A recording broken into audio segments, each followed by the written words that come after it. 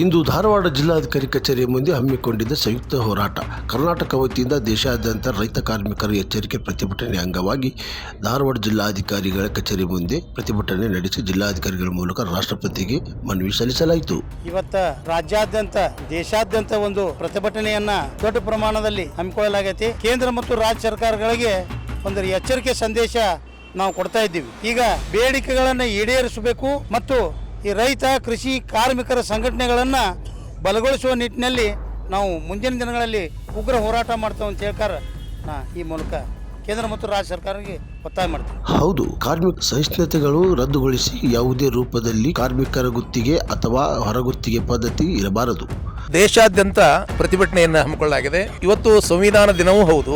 ಈ ದಿನದಂದೇ ಹಿಂದೆ ದೆಹಲಿಯೊಳಗೆ ಕೃಷಿ ಕಾನೂನುಗಳನ್ನು ಹಿಂತೆಗೊಳ್ಬೇಕಂತಕೊಂಡು ರೈತರು ಬೃಹತ್ ಪ್ರತಿಭಟನೆಯನ್ನು ಮಾಡಿದ್ದು ತಮಗೆಲ್ಲ ಗೊತ್ತಿದೆ. ಅದರ ನೆನಪಿಗಾಗಿಯೂ ಕೂಡ ಈ ಒಂದು ದಿನವನ್ನು ನಾವು ಆಯ್ಕೊಂಡು ಇವತ್ತು ಸರ್ಕಾರಗಳಿಗೆ ಎಚ್ಚರಿಕೆಯನ್ನು ಕೊಡ್ತಕ್ಕಂಥದ್ದು. ಯಾಕಂದರೆ ನಮ್ಮ ಬೇಡಿಕೆಗಳನ್ನು ಈಡೇರಿಸಬೇಕು ಅಂತ. ಭಾಳ ಮುಖ್ಯವಾಗಿ ನಾವು ಕೇಳ್ತಾ ಇರೋದು ಏನು ಅಂತ ಹೇಳಿದ್ರೆ, ರೈತರ ಸಾಲ ಮನ್ನಾ ಆಗಬೇಕು ಅನ್ನೋದು ಒಂದು.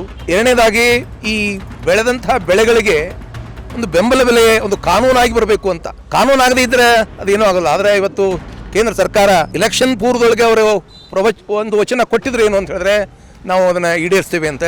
ಅದರ ನಂತರ ಮಾರ್ಕೆಟ್ ಹಾಳಾಗ್ತದೆ ಅನ್ನೋ ಕಾರಣಕ್ಕಾಗಿ ನಾವು ಅದನ್ನು ಜಾರಿಗೆ ತರುವುದಿಲ್ಲ ಅಂತ ಹೇಳ್ಕೊಂಡು ಸುಪ್ರೀಂ ಕೋರ್ಟ್ನೊಳಗೆ ಅಫಿಡೇಟ್ ಹಾಕಿ ಅದನ್ನು ಅಲ್ಲಿಗೆ ನಿಲ್ಲಿಸಿದ್ದಾರೆ.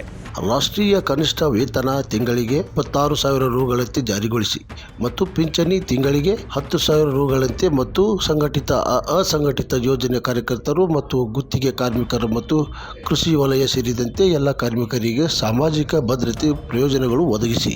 ಇವತ್ತಿನ ದಿನ SKM JCTU ಜಂಟಿಯಾಗಿ ಇಡೀ ದೇಶದಾದ್ಯಂತ ಎಲ್ಲ ಜಿಲ್ಲಾಡಳಿತ ಕಚೇರಿ ಎದುರಿಗೆ ಪ್ರತಿಭಟನೆನ ಹಮ್ಮಿಕೊಂಡಿದ್ದೀವಿ. ಎಲ್ರಿಗೂ ಕೂಡ ಈ ಬೇಡಿಕೆಗಳು ಜಗಜ್ಜಾಹೀರಾಗಿರ್ತಕ್ಕಂಥ ವಿಷಯ ಗೊತ್ತಿದೆ. ಇವತ್ತು ಏನು ರೈತ ಬೆಳೆದಿರ್ತಕ್ಕಂಥ ಬೆಳೆಗಳಿಗೆ ಕನಿಷ್ಠ ಬೆಂಬಲ ಬೆಲೆನ ಖಾತ್ರಿಪಡಿಸಿಲ್ಲ ಸರ್ಕಾರ.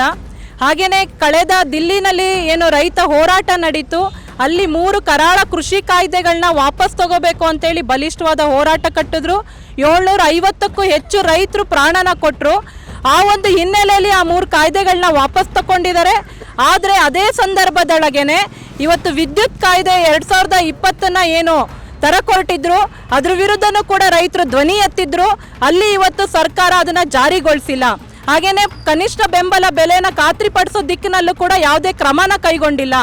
ಇವತ್ತು ಮೂಲಭೂತ ಅವಶ್ಯಕವಾಗಿರ್ತಕ್ಕಂಥ ವಿದ್ಯುತ್ತನ್ನ ಖಾಸಗೀಕರಣ ಮಾಡಿದ್ರು ಅಂತ ಹೇಳಿದ್ರೆ ಖಂಡಿತವಾಗಿ ಜನಗಳ ಜೀವನ ಭಾಳ ದುಸ್ತರ ಆಗುತ್ತೆ. ಇಲ್ಲಿ ಇವತ್ತು ನಾವು ಆಗ್ರಹಿಸ್ತಾ ಇದ್ದೀವಿ. ಇವತ್ತು ಈ ಒಂದು ವಿದ್ಯುತ್ ಕಾಯ್ದೆನ ಏನು ವಿದ್ಯುತ್ ಖಾಸಗೀಕರಣ ಮಾಡಕೊಟ್ಟಿದೆ ಸರ್ಕಾರ, ಇದನ್ನು ಸಂಪೂರ್ಣವಾಗಿ ಹಿಂತಗೋಬೇಕು. ಹಾಗೆಯೇ ಇವತ್ತು ಇಡೀ ದೇಶದಲ್ಲಿ ಜನಗಳಿಗೆ ಮಾತು ಕೊಟ್ಟಿದೆ ಸರ್ಕಾರ. ಇವತ್ತು ಇದನ್ನು ವಾಪಸ್ ತಗೋತೀವಿ ಅಂತ ಲಿಖಿತ ರೂಪದಲ್ಲೂ ಕೂಡ BJP ಗೌರ್ನಮೆಂಟ್ ಕೊಟ್ಟಿದ್ದು, ಅದು ಕಂಪ್ಲೀಟ್ಲಿ ಇವತ್ತು ಮುರಿದಿದ್ದಾರೆ. ಇಲ್ಲಿ ಈ ಹಿನ್ನೆಲೆಯಲ್ಲಿ ಇವತ್ತು ಇಡೀ ದೇಶದಾದ್ಯಂತ ರೈತರು ಮತ್ತು ಕಾರ್ಮಿಕರು ಜಂಟಿಯಾಗಿ ಇವತ್ತು ಹೋರಾಟನ ಮುಂದಕ್ಕೆ ತಗೊಂಡೋಗೋದಕ್ಕೆ ಈ ಒಂದು ದಿನನ ನಾವು ಎಲ್ಲ ಕಡೆಯೂ ಕೂಡ ಎಚ್ಚರಿಕೆಯ ರ್ಯಾಲಿಯನ್ನು ಹಮ್ಮಿಕೊಳ್ಳೋದ್ರ ಮೂಲಕ ಪ್ರತಿಭಟನೆನ ಮಾಡ್ತಾ ಇದ್ದೀವಿ. ನನ್ನ ಹೆಸರು ದೀಪಾ, ಧಾರವಾಡ, AIKKMS ಜಿಲ್ಲಾಧ್ಯಕ್ಷರು. ಕ್ರಾಂತಿ ಸಮಾಚಾರ, ಧಾರವಾಡ.